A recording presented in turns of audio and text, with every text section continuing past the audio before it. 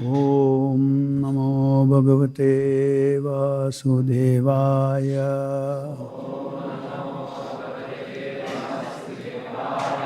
Reading from Srimad Bhagavatam, 4th Canto, Chapter 19, text number 37. Bhavan paritratum ihavatirno dharmam jananan samayanurupam venapacharad avalupta adya taddehato vishnu kalasi vainya. Translation purport by Srila Prabhupada ki jai. O King Prthu, son of Vena, you are the part and parcel expansion of Lord Vishnu. Due to the mischievous activities of King Vena, religious principles were almost lost. At that opportune moment, you descended as the incarnation of Lord Vishnu. Indeed, for the protection of religious principles, you have appeared from the body of King Vena. Purport. The way in which Lord Vishnu kills the demons and protects the faithful is mentioned in Bhagavad Gita 4.8. Paritranaya sadhunam vinashaya cha duskritam dharma samsthapanarthaya sambhavam yuge yuge. In order to deliver the pious and to annihilate the miscreants as well as to re-establish the principles of religion, I advent myself millennium after millennium. In two hands, Lord Vishnu always carries a club and a chakra to kill the demons. And in the other two hands, he holds a conch shell and a lotus to give protection to his devotees. When his incarnation is present on the planet or in the universe, the Lord kills the demons and protects his devotees simultaneously. Sometimes Lord Vishnu appears in his person as Lord Krishna or Rama. All of these appearances are mentioned in the Shastras. Sometimes he appears as Shakti Avesh Avatara like Lord Buddha. As explained before, these Shakti Avesh Avataras are incarnations of Vishnu's power invested in a living entity. Living entities are also part and parcel of Lord Vishnu, but they are not as powerful. Therefore, when a living entity descends as an incarnation of Vishnu, he is especially empowered by the Lord.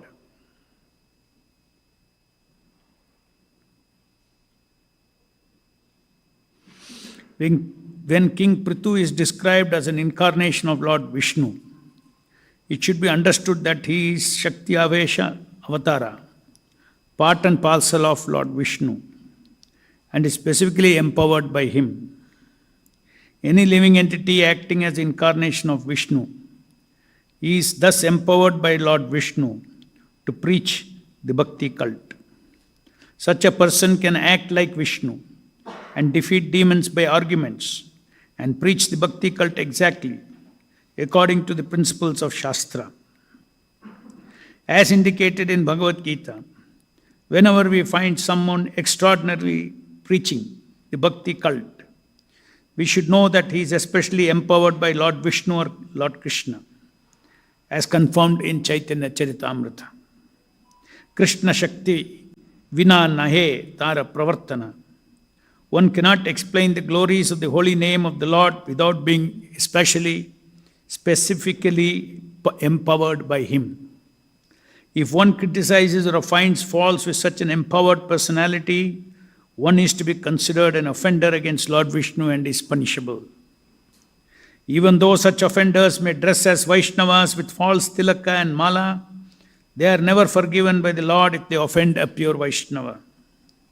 There are many instances of this in the Shastras. Thus ends the Bhaktivedanta purport. So, now Lord Brahma is continuing to address the situation of the altercation between Prthu Maharaj and Indra, where Indra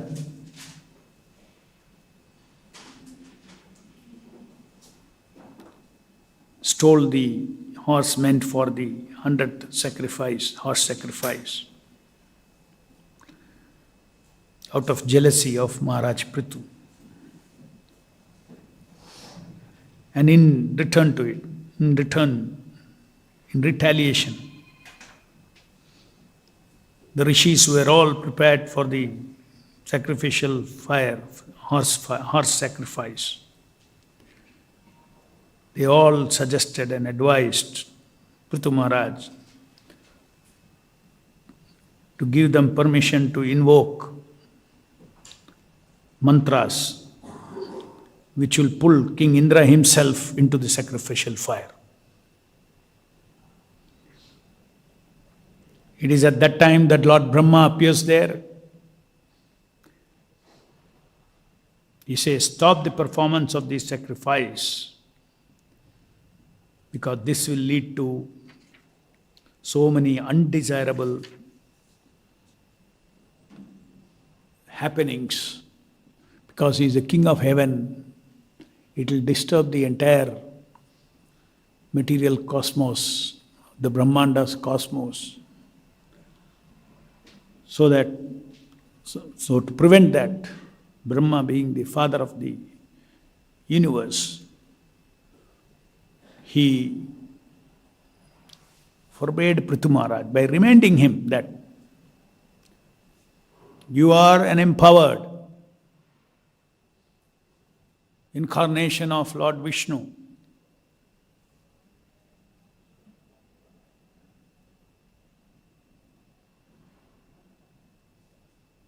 Lord, you have come to this material world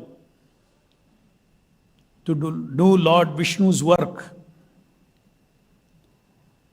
which is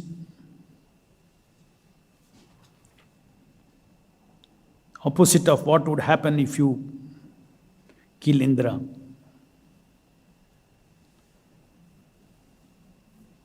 You come here to establish dharma, and instead everything will become topsy-turvy if you take the path that you are now taking to kill Indra. So he was reminded that all his powers were meant for establishing dharma, that he was a Shakti Avesha Avatara.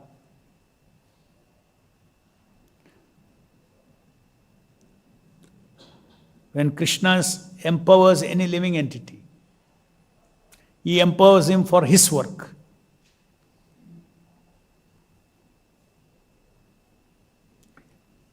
And when such powers are in possession of such a Shakti Avesha Avatara, he can do inconceivable things because Krishna's Shakti is with him. He can do wonders.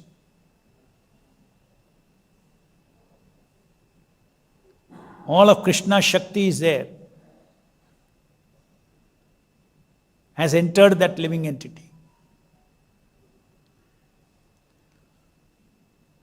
So the Supreme Lord not only incarnates himself, his own self, he also incarnates into other living entities. As Prabhupada is giving example here of Lord Buddha. The Atma of Buddha in itself is what? Vishnu.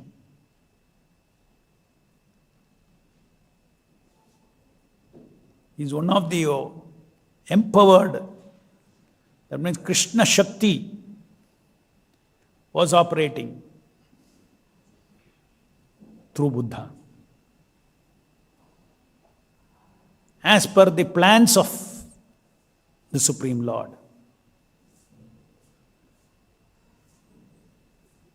To prevent the abuse of Vedic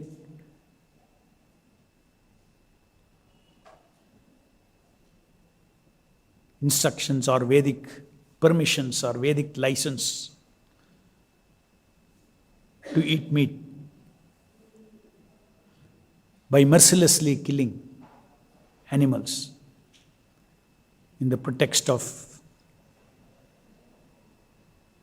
Vedic sacrifices. So for that purpose, Buddha came into this world as an empowered incarnation of the Lord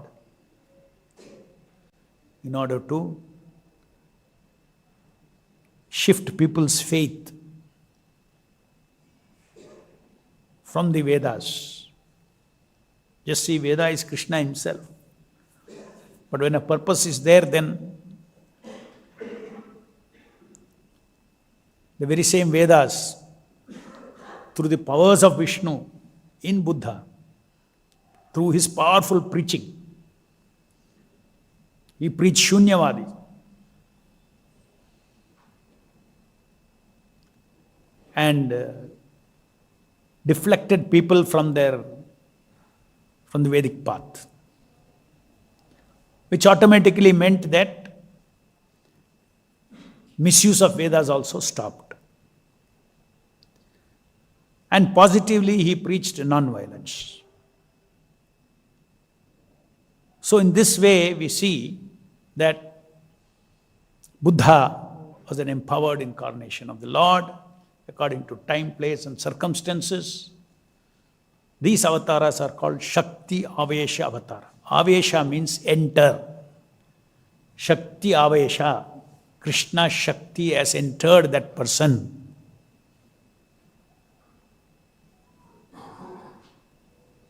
Similarly, Srila Prabhupada is also a Shakti Avesha Avatara.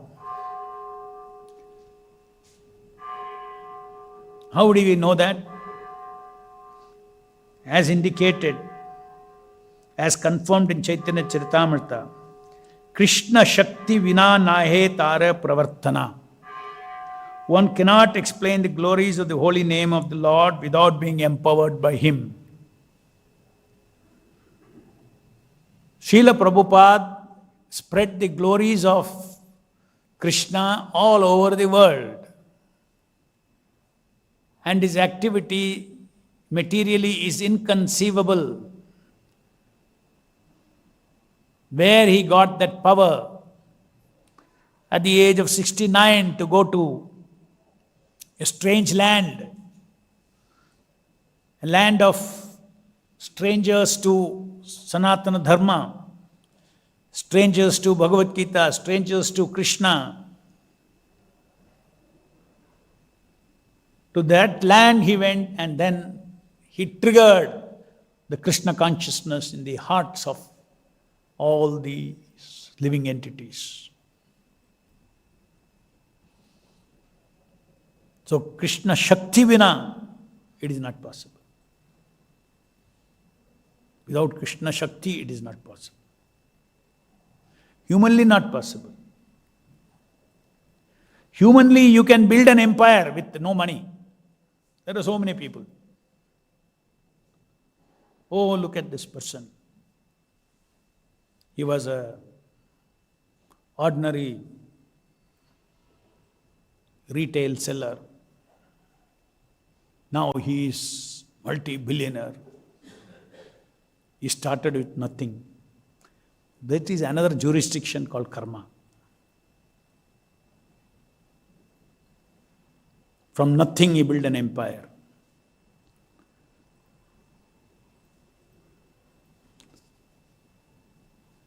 That is completely different from the Shakti to preach the holy name of the Lord. Prabhupada also built an empire, Krishna consciousness movement, an empire he built. In a short span of 11 years, he built an empire. That empire, from the worldly eyes, it looks like, oh, here is a man who went with nothing and built an empire. We don't see that as the glory of Krishna, of Prabhupada. We see the glory of Krishna is Krishna was empowered. Prabhupada was empowered by Krishna to do his work by building this empire. The empire that Srila Prabhupada built is like an oasis in the desert. It gives relief to all living entities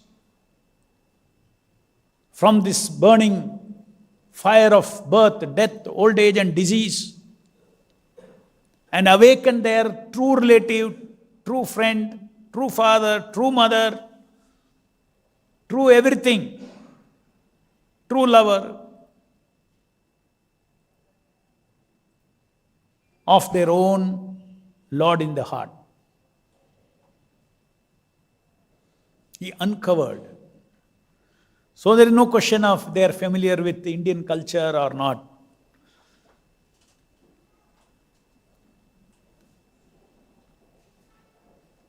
If you see like that Indian culture, if it is now viewed what is grossly available, it's all completely contaminated and ritualistic and whatnot. The spirit of it is not there at all. The spirit of Bhagavad Gita is not there at all, that Vishnu is the Supreme Personality of Godhead. But still better than the Western world. So therefore, we should never think that Prabhupada, succeeded in going to the West and preaching Hinduism. Hinduism is the practical way in which the Sanatana Dharma is operating today, is a name given to that. That it kind of completely, it's not in its pure state.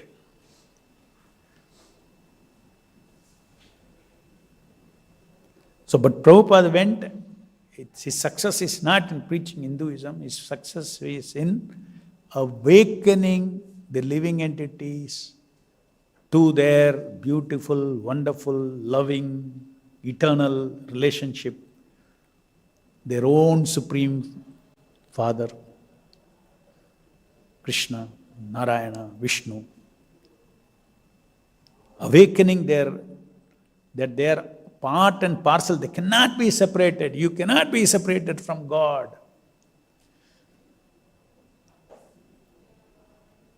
You are gods. You are not God, but you are gods. You are God-like. And that God is the Supreme Lord in your heart in the form of Vishnu, the Father of, the Supreme Father of all living entities,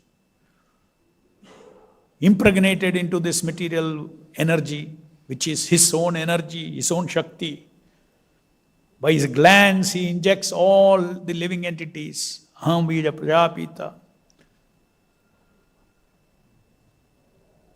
I am the Supreme Father of all living entities. Krishna declares in the Bhagavad Gita. So that cannot be done without empowerment from Krishna. Krishna Shakti Vina. So Prabhupada was a Shakti Avesha Avatara, where he is. When Prabhupada gives a lecture, his words have the Shakti to take the Jiva out of the orbit of three modes of material nature. That is the difference between a conditioned soul also talking Bhagavata, or a sadhaka talking Bhagavata, and a pure devotee talking Bhagavata. When a pure devotee talks Bhagavata, that Shabda has got the energy, just like you see in atomic physics we say that the electrons are going around. Yeah? To knock off the electron, you need certain quantum of energy. Then it becomes free from the orbit, isn't it? Free electron. The same way, the living entity is stuck up in this material world, in the orbit of this material energy, three modes of material nature. So ordinary Shabdas are not enough.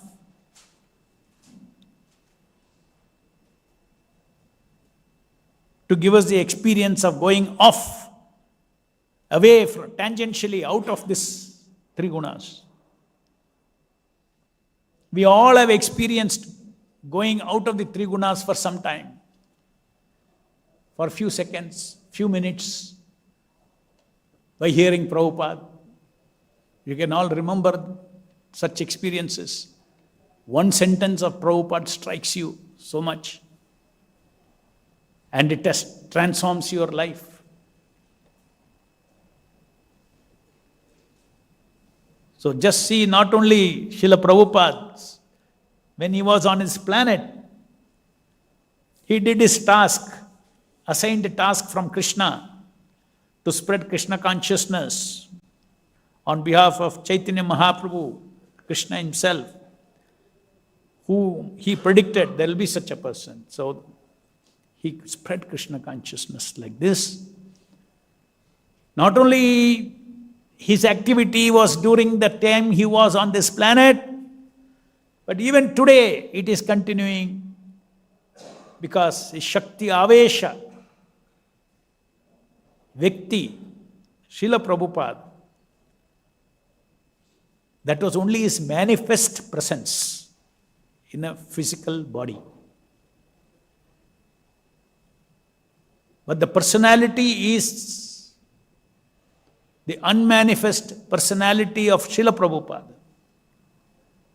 He is the soul of Prabhupada.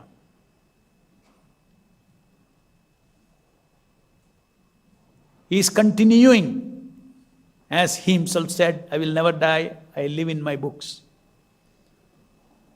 That means this Chitta Shakti, the Chit that Prabhupada has left behind in the Bhaktivedanta purports, are tangible and accessible to everybody to read and hear and get the power enough to overcome Maya through Divya Jnana.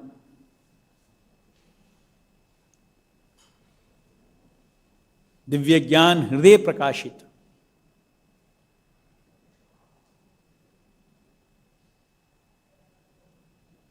Prema Bhakti yahan aye the avidya vinashat.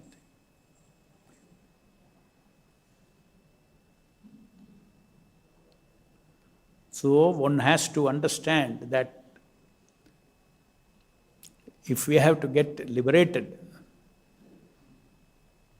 if we have to take advantage of Krishna's inconceivable mercy of sending his devotee Srila Prabhupada onto this earth for our sake, if we want to take full advantage, we should read Prabhupada's books.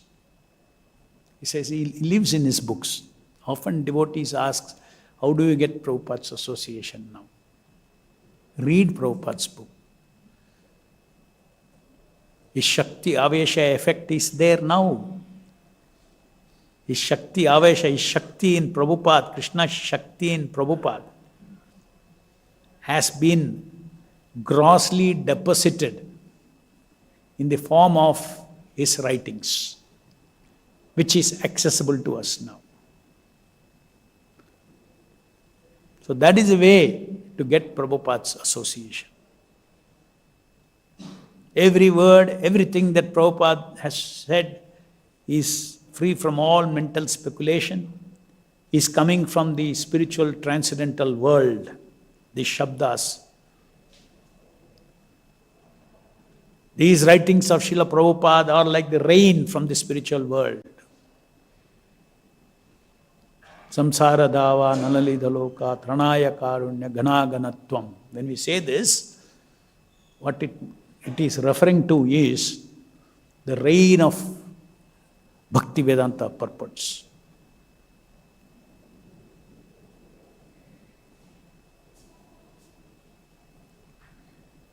It is not the ordinary English meaning, there is Shakti behind it.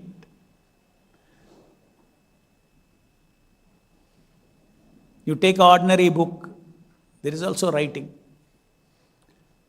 You will get some meaning out of it. Reading means getting some meaning out of it. Here also you get meaning out of it. But that is the smallest part, smallest aspect of that. There is Sat, Chit and Ananda Shakti. Spiritual energy is there. That energy can be experienced only by, not by your intellect. When you feel that, just like we changed our life by reading Prabhupada's books, because that energy hit my soul, hit my spirit. Mercy, costlessly it hit and it transformed us. Because soul, spirit is, gross body is there, subtle body is there, spirit is there. There are three planes of existence. Gross body, gross world, then there is Chittam world, which is our mind, your mind, everybody's mind, intelligence, ego, all these things. Is it not? It's a reality, no? Everywhere it's operating. It cannot be seen with the eyes, therefore it is called subtle body, subtle energy, but it is an energy.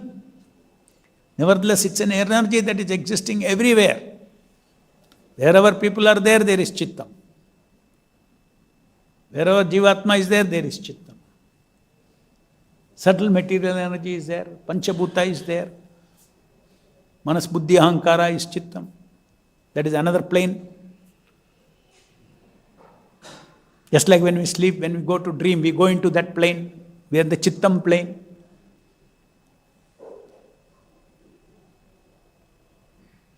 Chittam is a reality. You think it is only in your head, in a dream where all you go. Nobody has understood what modern science and all, they don't understand. What is dream? What is mind? They don't understand.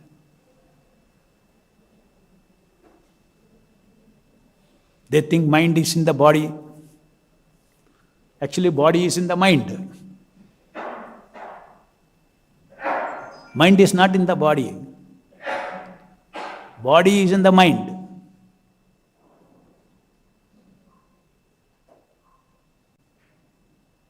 And I am not in the mind. Mind is in me, the spirit.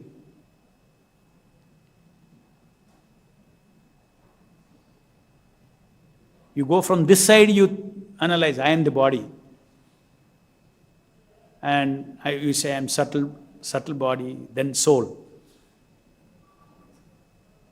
Our consciousness is primary.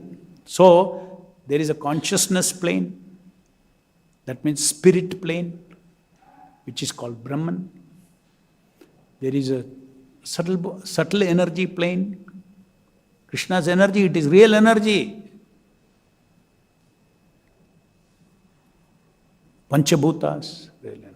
All these constitute reality. But as far as modern science is concerned, they reduce all reality to gross matter. From gross matter comes mind effect. From gross matter comes intelligence effect. From gross matter, some chemical combination, something brain worked, and ego effect.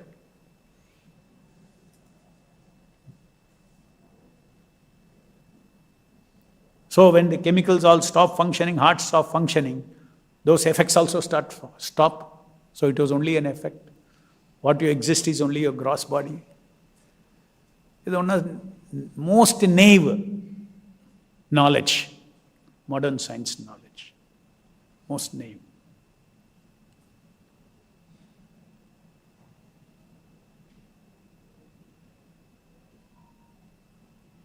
So all these are Krishna's worlds. Krishna, he is a proprietor.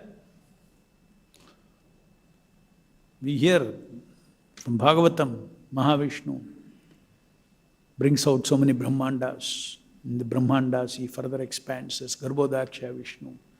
And then he further expands as Shirodaksha Vishnu. In the Svetadvipa, in each planet. And that Shirodaksha Vishnu reflects in the heart of all living entities. And there's no difference between him and his reflection. So he is present as a super soul, Paramatma, in every heart. Living entity, life is made possible. Sense gratification is made possible. Material enjoyment is made possible. All because the Lord is seated in our heart. What you want, he is giving, that's all. Without him, because he is a master of everything. He is a supreme master of everything, supreme owner of everything. Everything follows his orders. Not a blade of grass will move without its sanction. It means he is within and without of everything. And he is relating with each one of his jivas. Ye tamam prabadhyante tam satya bhajamiham.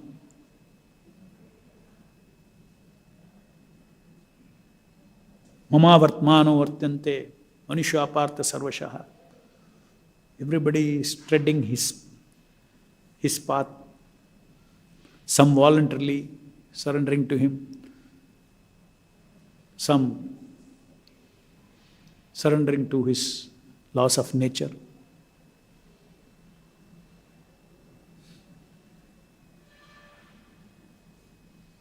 So Krishna is Supreme Personality of Godhead, the cause of all causes, one for whom the entire existence comes out of him as his creation, for his play, eternal, giving opportunity to ourselves as tiny living entities to engage with him. Because we are tiny, to engage with us, he has to come in a way in which it is accessible to our senses. That is called avatara.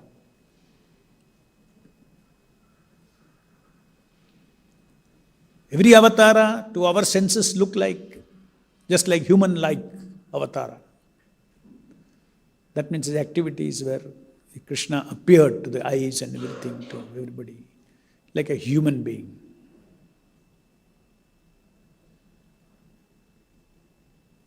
"5,000 years back.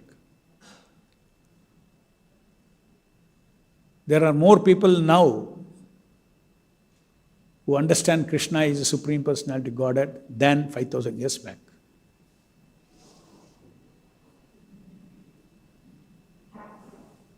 Because of the parampara which is bringing this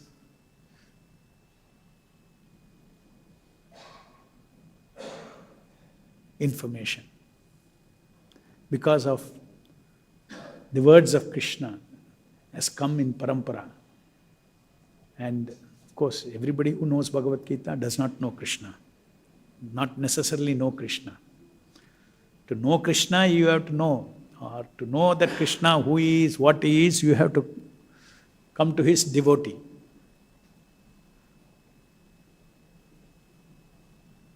So in that sense, there are so many jivatmas who are now,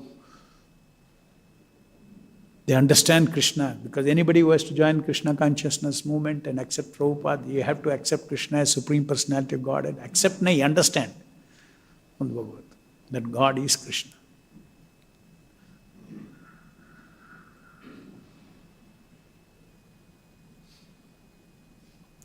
So, the point here is talking about Bhavan Paritratum, Avatirnaha, incarnated. So Krishna incarnates in different forms, and the present incarnation, as Prabhupada says, here is Hare Krishna, Krishna Krishna, Hare Hare, Hare Rama, Rama Rama, Hare Hare. Now that incarnation was in a living entity called Prthu Maharaj. This incarnation is in the names that you utter.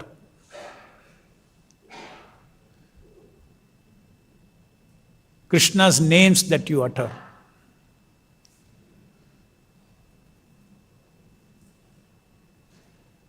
Vibrational incarnation. Shakti Avesha Nama.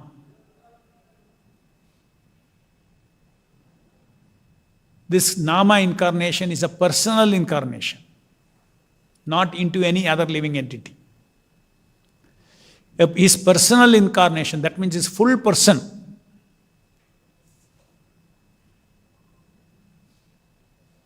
Incarnated in the sound that you utter.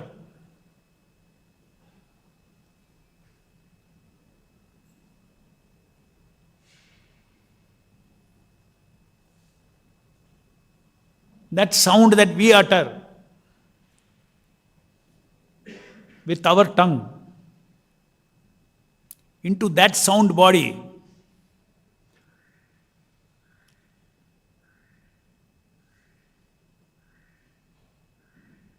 all the Shaktis of Krishna are accessible first. By accessing an association with the Shaktis of the Lord in the Nama, in the Shakti Avesha Nama, you become purified and then you get access to Shuddha Nama, who is a person who is incarnated. Krishna himself has in Kalikale Nama Rupe Krishna Avatara. Krishna himself has descended into this sound. But our access depends upon our Ye tamam prapanyante tam stati bhajame. Anywhere Krishna's name is absolute, anybody utters even a syllable of that,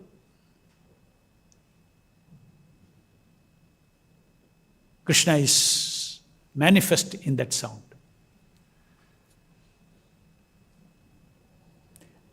Manifest is one thing.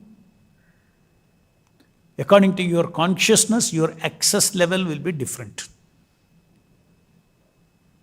Not about physical access. At least it starts with physical access. Physically hearing is sound. Attentively. Attentively hear the sound.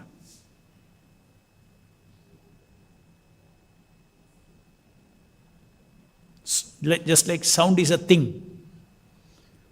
Attentively I look at this mic. It is objective attention. Attention on a thing. Attention on a vibration. Vibration also, in our normal understanding, it is in the air. Even that is powerful. But actual attention means subject-object attention. It's a chinmaya sound. It's a sound. There's an energy and there is an energetic. Don't only touch the energy with your objective attention. Your attention has to be also on the subject. It is not very difficult. Now if I see a person, I have both objective and subjective attention. I am recognizing you are a person. In your body, I am automatically a person. I am thinking you are the body. But when it comes to attention on the sound, no dry attention. It has to be subject-object attention. Chinmaya attention. That means you're consciously aware that this sound is Krishna, the person. That means attention is on the person and the sound. Sound is a manifestation of that person. Sound is the external manifested avatar sharira of the person. Avatari is inside. Avatari is expanding as the avatara. So our attention should be on the avatari and avatara. Feeling the presence of Krishna. When we chant Hare Krishna, Krishna Krishna, Hare Hare, Hare Rama, Rama Rama, Hare Hare. So this Nama, who's incarnated, is not only Shakti Avesha Nama. Shakti Avesha Nama is the first level access point. This Nama is Krishna himself. Shakti is also there, he is also there.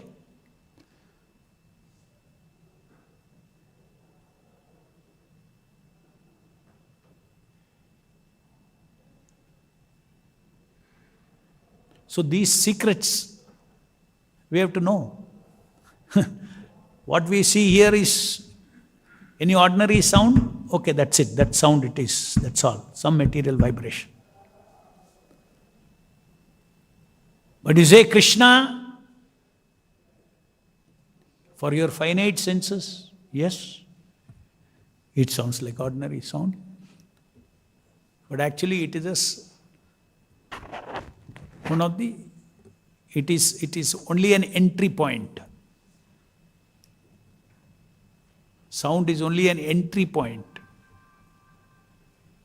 Behind it there is a Shuddhanama. This entry point itself is Shakti Avesha. It has all the Shaktis. So one should perceive, try to perceive the holy name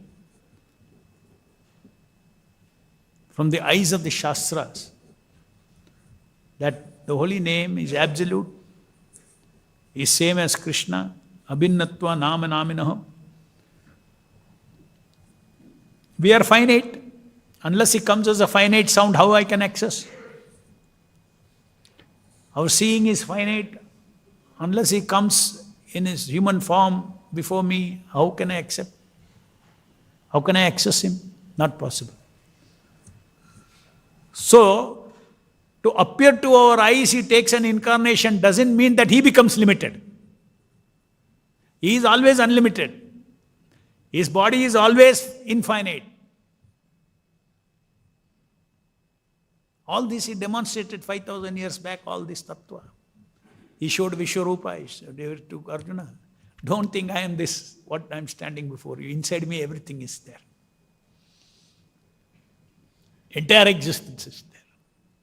Aham sarvasya prabhu mata sarvam pravartate. Everything is running because of.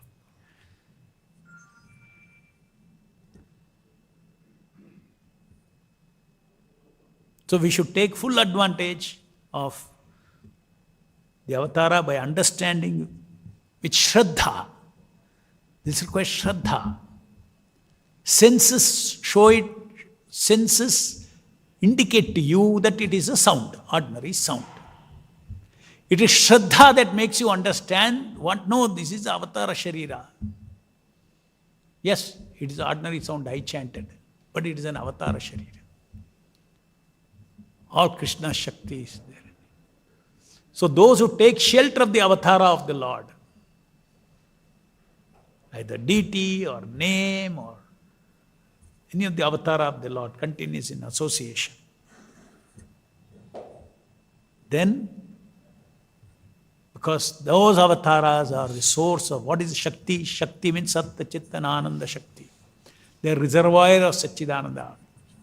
So those who get association also will get Satchidananda-ized. Their achit will go away, or their asat beliefs will all vanish. Their fake pleasure values will go away, and absolute pleasure values will awaken Ananda. So this is a costless mercy of the Lord that from the spiritual world, different forms of avatars, he comes, and those who want to go out of this material world to simply take shelter of the holy name of the Lord. Especially, and also, read Srila Prabhupada's books. Any questions?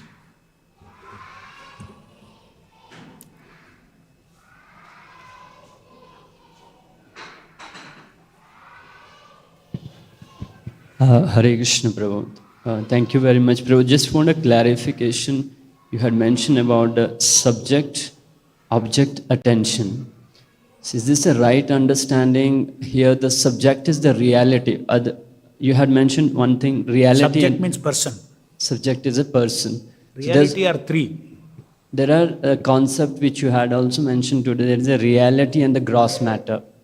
Reality and gross matter. No, reality means three realities. Gross matter is one reality, which we think that is the only reality. But Chittam is another reality, like gross matter. It not subject to measuring and all these things like in the gross, but it is a reality. Similarly, soul, spirit is a reality, supreme spirit is a reality. The three layers of reality.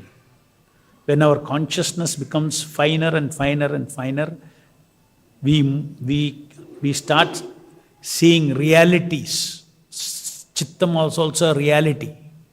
You start seeing, like you see, the animals cannot observe its own mind. It cannot see that reality. We can observe our own mind. Mind is going crazy. We can observe our intelligence. We can observe our ego. Depending on your development, spiritual development. Many human beings also, you tell them to see their ego, they cannot see their ego. Their social ego. There are varieties of personas that they manifest in different situations. They cannot observe. So once you start observing that, then that becomes a reality, because it's a reality. So similarly, next, spirit levels. The knower, kshetrajna, the knower, the doer at the spirit level. Means knower, desirer, thinker, feeler, willer. That's you, that is never changing. Now I feel like an old man, but the same I was feeling about myself like a baby, like a child, like a boy, like a man. Who is that knower? Who is that person in this body who is continuously changing the bodies? That is one reality. That is spirit reality. Okay, continue your question. Three realities. Yeah, so it's clear now, the reality part. But how the jiva, the belief system and the reality jiva, for jiva is more on the gross object when it sees. So how do we understand? Like mostly what happened, the jiva is in the trap that the reality means if some senses can perceive. As you rightly mentioned, now there is layers in the reality itself. But first thing is on the object which gives him the feeling, which gets into the faith, then the journey starts. So how do we, from objects to the reality, how to bring that? Because jiva, me as that is only possible if we go out of the bodily concept. Starting point is to come out of the bodily concept. When I believe that I am this body, automatically the belief is that the gross body, gross world is the only real world. Starting here, I am this body. So if I am this body goes, next level, I am the mind. I am the chittam. He thinks. And then it's another level of identification with the material energy. I am my intelligence. Then you're dabbling with the intelligence field of the other person, everything. You'll able to observe, this man is very intelligent, you'll say. Because you are able to see the intelligence. And then next level is you're able to see the ego. You think you are the ego. You are above gross body.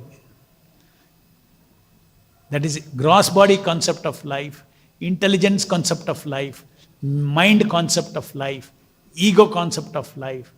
Real concept is I am eternal servant of Krishna, spirit concept of self. So all these layers we have to disidentify. That happens not by jnana. Very difficult. It can happen by jnana. But simply by chanting Hare Krishna and acting continuously as servant of Krishna, all this becomes manifest. Our consciousness becomes finer and finer and finer. So it's a very wonderful, direct process of liberation of the soul, which is Practically impossible. Daiviyesha gunamayi mama maya dhuratyaya. Not by tapasya, not by this, all these things, dana, tapa, all these things, you cannot come out of this. Not easy, not at all possible. But because Krishna is, mamevaye prapadnante mayametam tarjite. Take to the process of devotion service to Krishna, gradually everything will become. It's not that you will, Divya Jnana will come to you and then you will know. It's not that you will know and then you will get Divya Jnana. You understand what I'm saying? Divya Jnana comes to you, therefore you know. This is the descending process of knowledge. Divya Jnana is given to you, therefore you know. Normally in the material world, Jnana means I struggled and now I know, you say. No, it's not. That is jnanic process. Divya Jnana, Hridaya Prakashita. It is not manufactured in your Hridaya. It is shined on your Hridaya. Shined unto you. And then you know, oh yeah. Such a narrow concept of life, narrow concept of existence, that only gross matter exists, or only this exists, finally come to the understanding of spirit.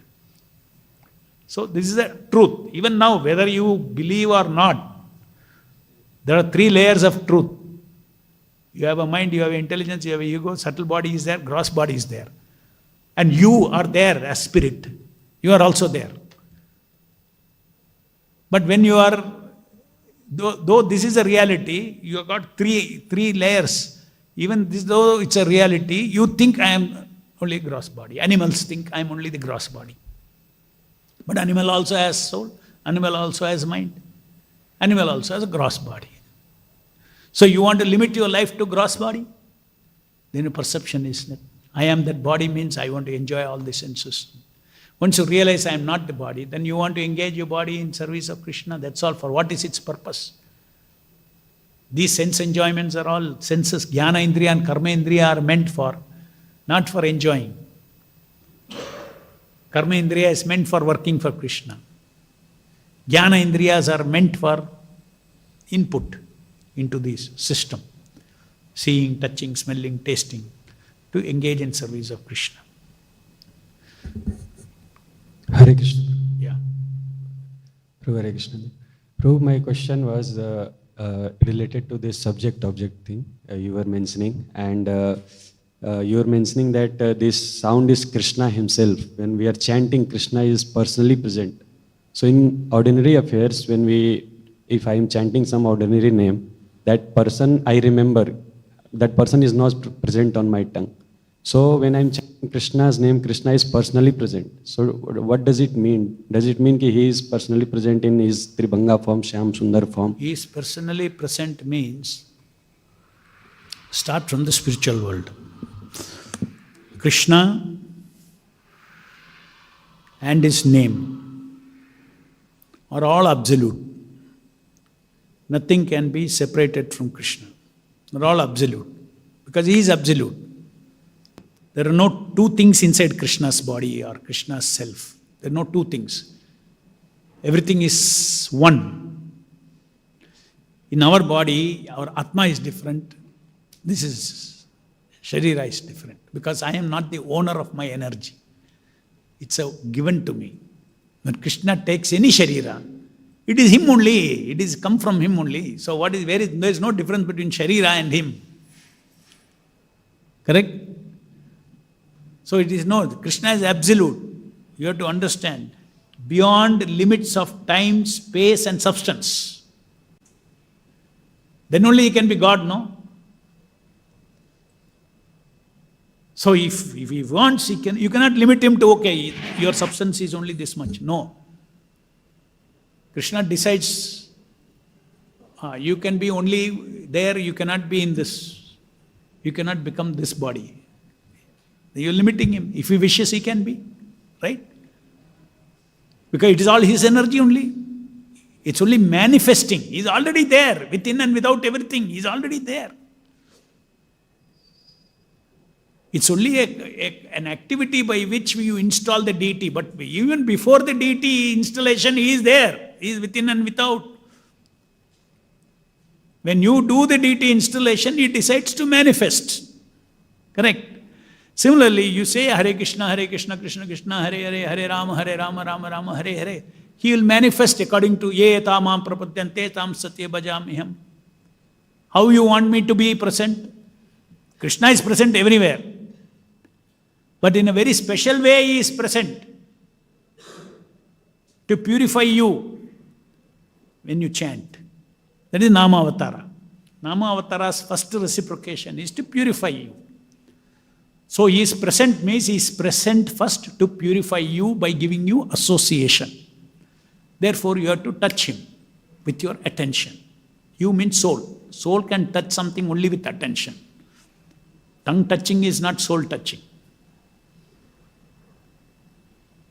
So present, Krishna is present. This Krishna Tattva, if you understand, then Krishna Nama and Krishna in the spiritual world, Shuddha Nama in the spiritual world is Krishna himself. Shuddha Nama, when he enters the vibration, material energy is also his only. Material energy vibration, there also he becomes 100% if you have Shraddha. Just like if you have Shraddha that the deity is Krishna himself, Ye tamam prapadyante tam satya bhajamiham. You offer a garland to the deity, 100% no difference, Krishna's, it has gone into Krishna's neck. To receive that, he comes. If that much bhakti is there, he receives that in. So there is a person, you are offering a garland, means there is a receiver there. He is receiving that worship.